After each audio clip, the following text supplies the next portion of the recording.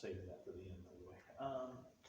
All right, so I want to talk about current events with the end times as we go to Revelation chapter 8 tonight. You can go ahead and start getting there as I bring you up to speed. If you have not seen the news today, then you're going to be in for a shock at what's happened to our poor nation, because we are in a terrible turmoil. Since the 1800s, no group of people have ever infiltrated the United States Capitol. The British did that back in the 1800s. The Confederacy never even got close during the Civil War. But today, protesters sadly, from our own current president supporters, sieged the Capitol today and set off all sorts of things. We found bombs. One person was shot once she got inside the Capitol building. But turmoil has really taken over as people are trying to overturn the election results.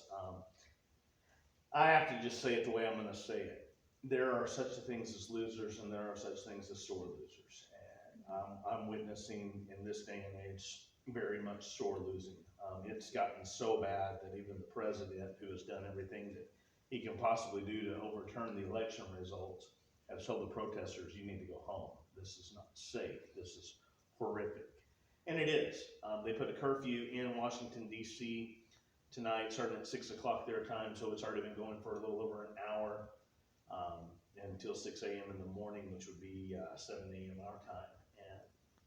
And it's tragic that it would come to this in our nation. That you would think freedom of speech is one thing, but to do what I'm seeing done in our nation, it's not a good thing. And we just need to, people have been saying pray for our government. I'm going to say we need to pray for our nation. We need to pray for the people. This is ridiculous. And the world's watching. And as they're watching, the reason they're watching is they're watching one of the world powers fall apart from the inside out. And this is not a good time to be an American. This is a tragic time. And I'm disappointed beyond words at what I've seen today in our nation. With that, I'm going to move over to the Middle East for a moment. A couple of things I want to make note of that have happened around the world. Number one, Israel has reached out to the Palestinians to offer them the COVID vaccine. And while that is a small step, that is a huge step at the same time, because they're doing something in their effort. It's not a peace treaty type thing, but it is reaching out to people that have been against Israel since the beginning. And so, very big step in my book for end time stuff as you're seeing things fall into place. The other thing would be that there are still talks going on with other Muslim nations in bringing recognition to Israel as a sovereign state. And so we're watching those types of things. A little bit of pieces here and there. We are watching some definite tragedy around the world too. We've got groups going around that are still fighting. We're at odds, obviously, with China, still because of the coronavirus, but even so, it's an economic thing, and such is going on. Here's the other big one. Around the Egypt area, Israel activated what they call their Iron Dome, which is their defense mechanism, because in the Sinai region, there has been a very strong threat of missile warfare. And so it's been said that Egypt would be part of this global maneuvering. And so we know World War III is coming. We're going to talk more about that in our study next week, but we know it's coming. And these are the things that we're looking at. So modern events that you see taking place that are going to lead us into the end times. It's kind of exciting. It's disappointing in a lot of realms, but it's very exciting at the same time. So with that thought in mind, let's go to Revelation chapter 8. As we looked at chapter 7 last week, we finished chapter 6, which talked about the 7 seals, and we went through the first 6 seals. And then John kind of changed spots there for us for a little bit in chapter 7, began to talk about some things in heaven and what was going on. And he's going to finish with the 7th seal today. I want to remind you as we look at it that the 6th and 7th seal is the same event that takes place in the final trumpet and then the final bowl or vial judgment that we'll get into later. And so it's all one big event. I believe that that event is the return of Jesus, and I will show it to you as we get deeper into our study in Revelation. But tonight we're going to look at the end of the seals, and John's going to transfer at that point into the show of the trumpets and what these trumpets reveal. We're only going to get into the first 4 tonight because I'm only going to do chapter 8.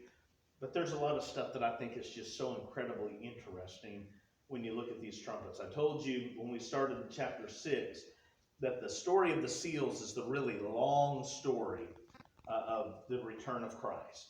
The trumpets is kind of the shorter story, and when we get to the vial judgments, those are going to be the really short story. They all lead to the same thing, and that is the return of Jesus to the establishment of his kingdom. We talked about those seals and how they represent things that have already happened in a lot of realms. Those 4 horsemen represent spirits that are upon the earth today. We talked about those: Catholicism, communism, capitalism, and Islamism, very prevalent spirits in our world today. When we get into the trumpets, I want to point out some of the trumpets have already occurred, and I'm going to show you where they occurred, why we believe they've occurred this way, and what to look for in the future as we get to them. So those are the things we want to look at. I'm going to read the introduction of chapter 8 first, and then we'll get into the actual signs of the trumpets. So Revelation 8, verse 1.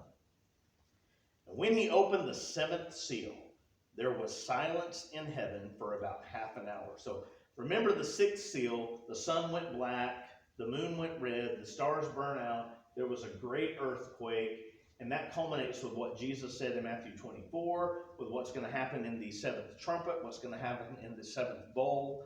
These are all the same event. It is the return of Jesus, okay? So now there's silence in heaven for about half an hour.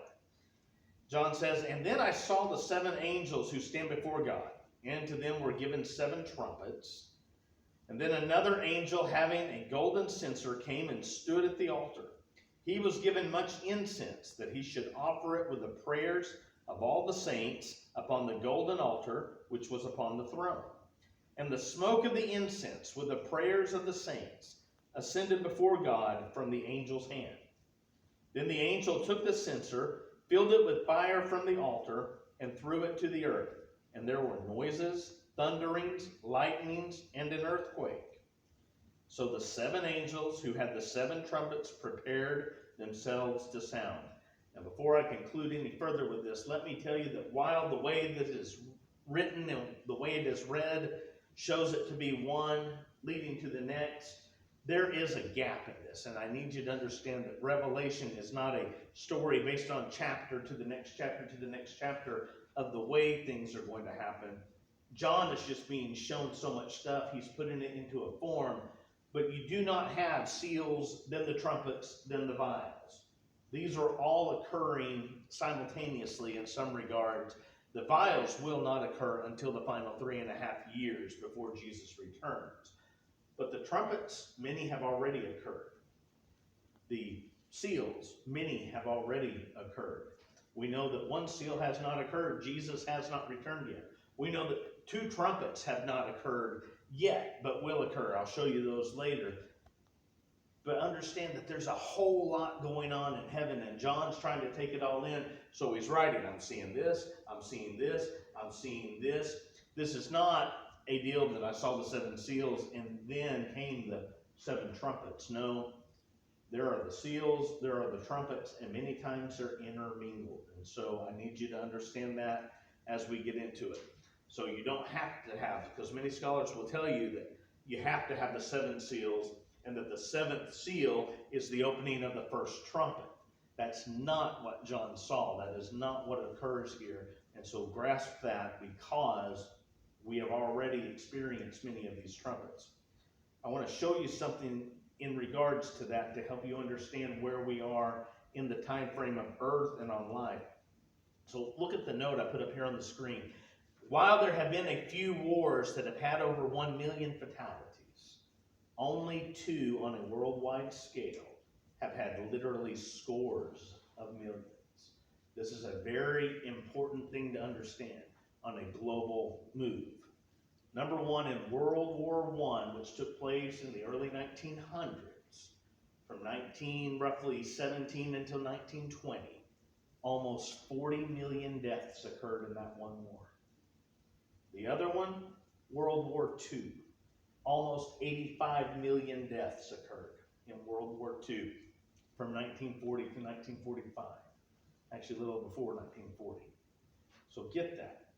In the 1900s, really, in 100 years' time, we've seen 2 wars that have brought about over 1 billion deaths. This is important because I'm going to show you that another war is coming that is going to take out nearly 2 to 3 billion people. And that's a tragedy. It's biblical, but it's a tragedy. The reason I show you these is I want to show you how this plays into the trumpets as John gets into the trumpets starting in verse 7 of chapter 8. And the first angel sounded, and hail and fire followed, mingled with blood, and they were thrown to the earth. And 1/3 of all the trees were burned up, and all green grass was burned up. That's something to take in. We've never really experienced a lot of damage to grass and trees. I remember a few years ago that there was a great fire out towards Lake of the Pines. And I remember that many trees were burnt, a lot of fields were burned. I remember that they had brought in airplanes from different areas that were scooping water out of the lake. We had had a drought at that point in time. The lake was already just really low. And I remember watching these planes come in and scoop up water that, man, we just really couldn't part with. You realize that Lake of the Pines goes into a lot of houses because of the water and tap water such. And so we're low on water, the lake's getting low, and now we're scooping more out to go douse all these fields and trees and forests. It was a terrible event. That didn't really get the entire area of East Texas, it just got a portion of East Texas. Interestingly, when you look at the events of World War I, there was an episode used in Europe called Operation Scorched Earth. Scorched Earth.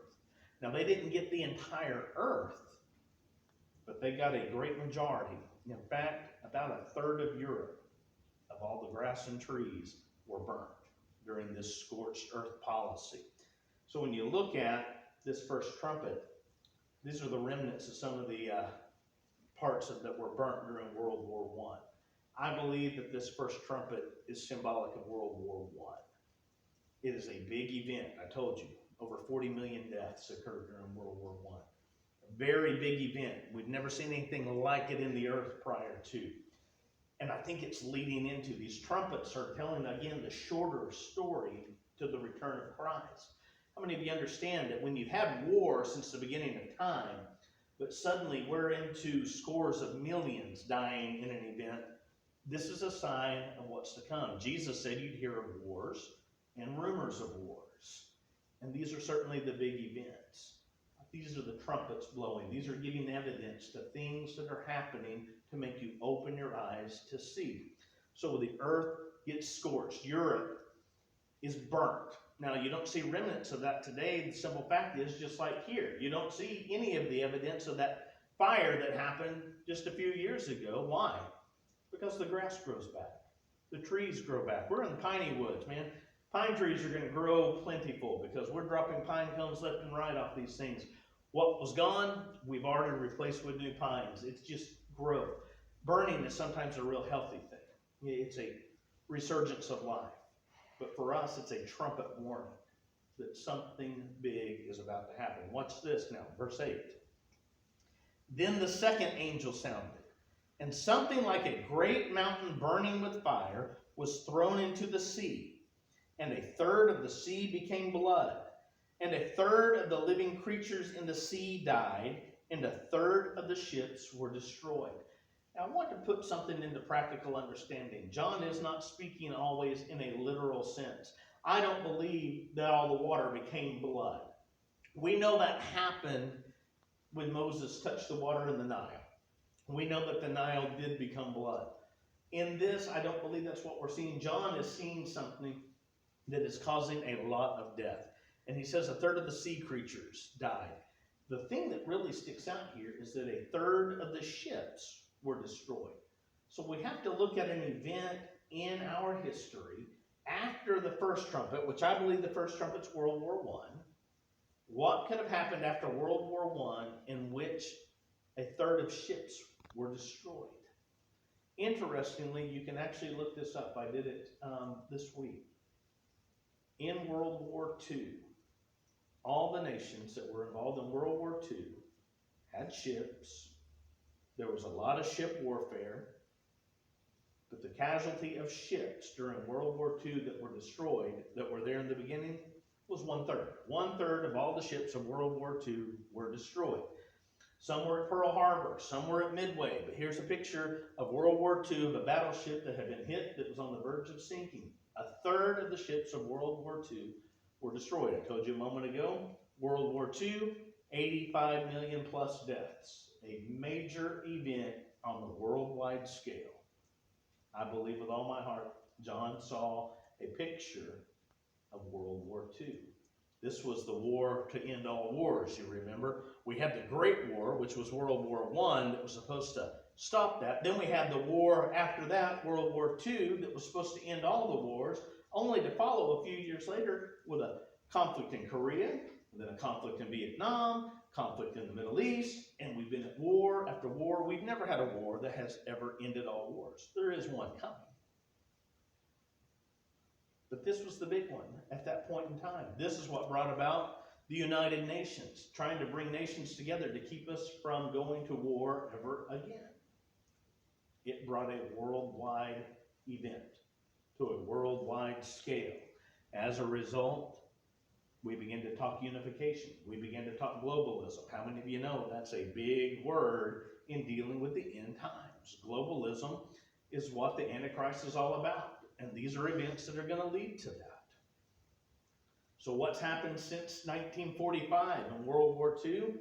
Watch this. Verse 10. Then the third angel sounded, and a great star fell from heaven, burning like a torch. And it fell on 1/3 of the rivers and on the springs of water. The name of the star is Wormwood. And 1/3 of the waters became wormwood, and many men died from the water because it was made bitter. Here's a very interesting thing. I've heard it. If you watched any of the videos that we showed a couple of years ago, you might remember this. But I actually had a friend from Europe who speaks Russian. He was able to help me with this.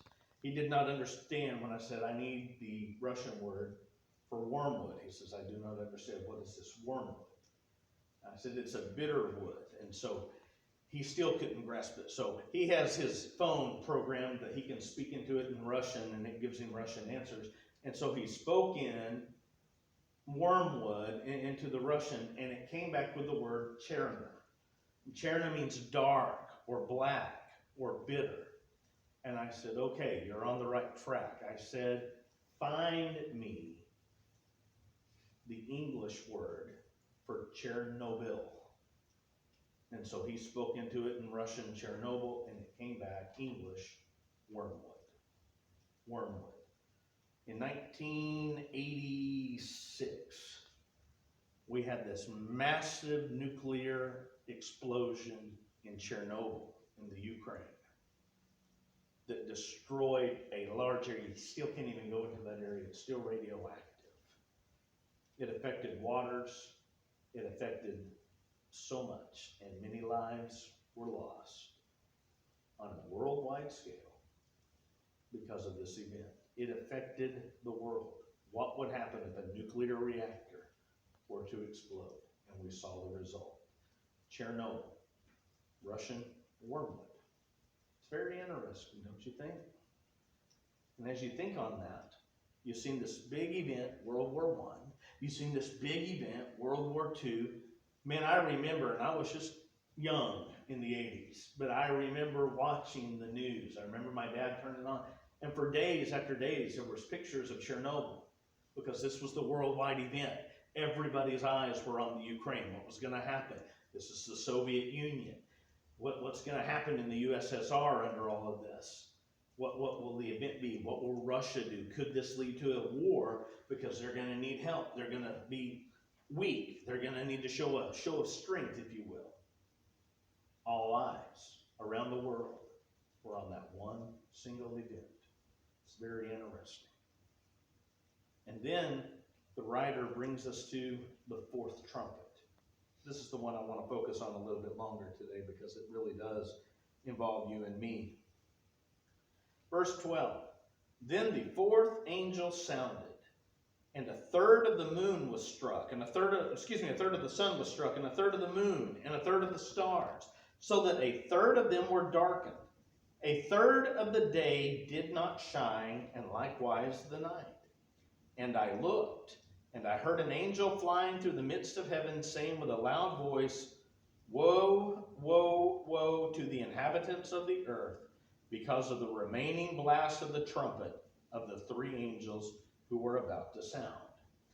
We'll focus more on the warning in a minute. Let me point out this to you, though. The fourth angel sounded, and a third of the sun, a third of the moon, a third of the stars quit shining.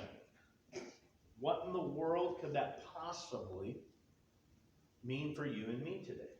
If we're going in order with these trumpets, World War I, World War II, Chernobyl, what on earth could spark this in our lifetime?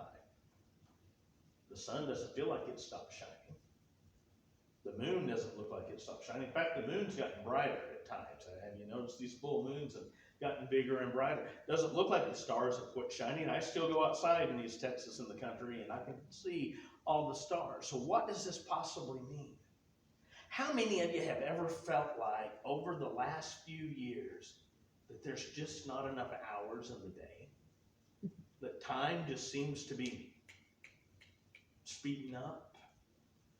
Well, can I just really tell you that that's exactly what we're dealing with here? Time is speeding up. This is the one I wanted to focus on. Let me pull my phone out. I want to read something to you real quickly.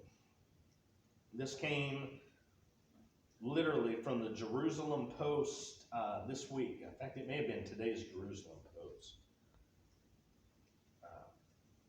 I found this article just looking up some other current events. And when I did, this one popped up. I could not believe what I saw.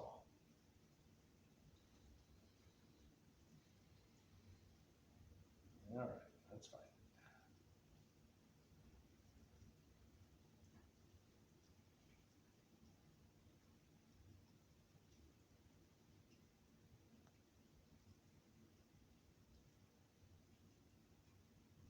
Here it is. From the Jerusalem Post, here's the title of the article. It came out today. Earth is spinning faster. Time flies in a 50-year record. It says the planet is speeding up, and a negative leap second may soon be needed so atomic clocks can align correctly with the turning world. In this article, and it's a pretty lengthy article, but I'll bring this one paragraph. This is pretty interesting. It is certainly correct that the Earth is spinning faster now than at any time in the last 50 years, says Peter Wibberley, a senior research scientist with National Physical Laboratory's Time and Frequency Group. He added, it's quite possible that a negative leap second will be needed if the Earth's rotation rate increases further. What does that mean for you and me? If the Earth is speeding up, that means that the days are getting shorter.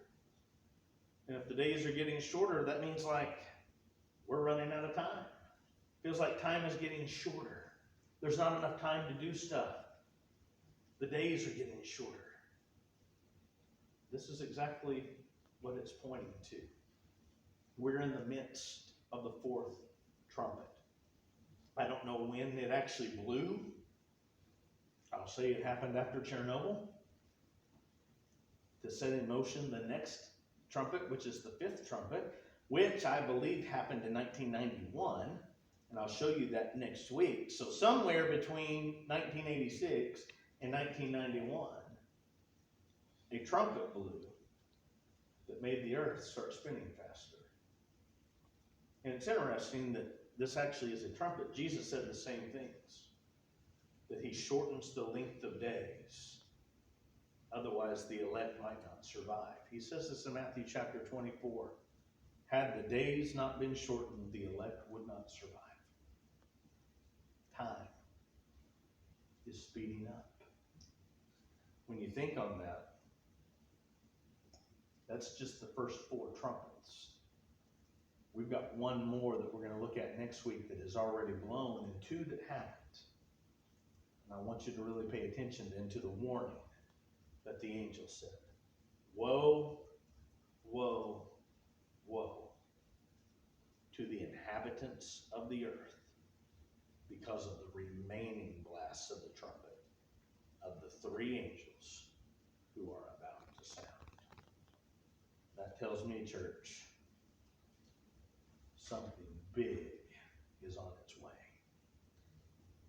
If World War I was indeed a trumpet and it cost the lives of 45 million people, and if World War II was a trumpet and it cost the lives of over 80 million people, and Chernobyl was a trumpet that took many lives and caused worldwide catastrophe with a nuclear reactor, and time speeding up, and it's occurring. I've got evidence on what I just read.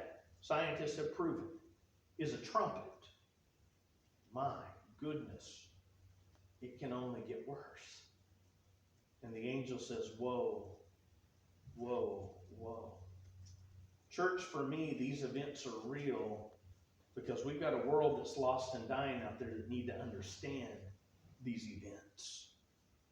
We've got a world out there that may not understand how important it is that Jesus died on a cross some 2,000 years ago. Big deal.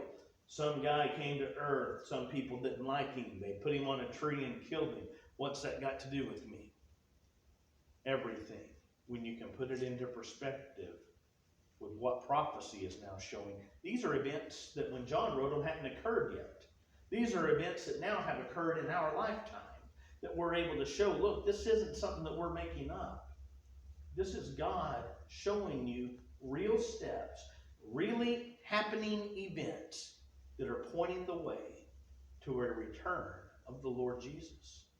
We're running out of time. Paul said it, we must work while it is called day, because the time is coming when night will be here and we can no longer work. And the days are getting shorter. That means we're running out of time. What happens when the alarm clock rings? Do you know people that don't know Christ? Friends? Associates? Students? Neighbors? Heaven forbid, family? And I do. I want them to know what I know. I want them to hear what I've learned before it's too late. These are things we can't just hold in our hearts. Mary took the birth of Jesus and she pondered everything in her heart. She didn't talk about it. I can't take the words of Revelation and ponder them in my heart. I have to work while it's still called day, because night is coming when no one can work. Church, we need to get active. Our churches are shrinking. We got this pandemic going on right now, and Jesus said pandemics were the beginning of birth pains, meaning that it's coming. It's here. We got work to do. In our families, in our workplaces, in our very city, we've got to tell the world, time's up. And we need to do it with an encouraging word while it's still day. So Lord, I pray that tonight you help us. God, help us to remember that you've called us to a greater task than just living life on earth. You've called us to tell the world about you. You've called us evangelists. You've called us all to proclaim the good news of the Lord Jesus. So God, would you equip us with strength and with courage and with boldness to make known the truth, that your truth may set men free. I thank you for your word tonight. I pray all things in Jesus' name. Amen.